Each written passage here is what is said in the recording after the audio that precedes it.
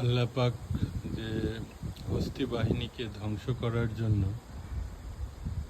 যে আবাবিল পাখি পাঠিয়েছিল মনে আছে?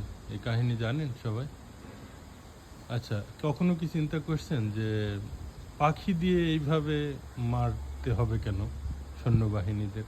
আল্লাহ ইচ্ছা করলে তো পাথর দিয়ে কোনো ভূমিকম্প দিতে পারতো, কোনো আরও বড় কিছু বজ্রপাত দিতে পারতো।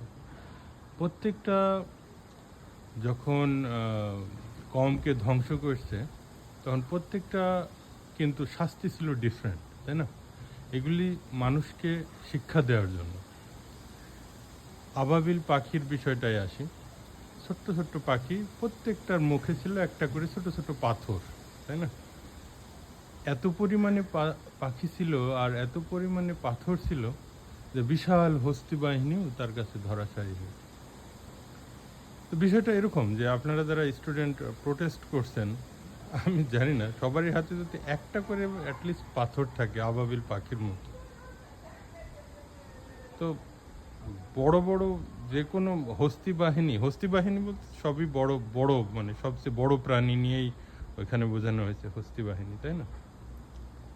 তো এর চেয়ে বড় তো প্রাণী নাই, হাতির চেয়ে বড় প্রাণী। সেই হাতির বড় প্রাণীকেই যদি একটা ছোট পাখি পাথর দিয়ে ধরাশায়ী করতে পারে, তো আপনারা তো কোটি কোটি লাখ লাখ স্টুডেন্ট, একটা করে পাথর মারলেই তো পুরো ঢাকা শহর ডুবে যায়, তাই না?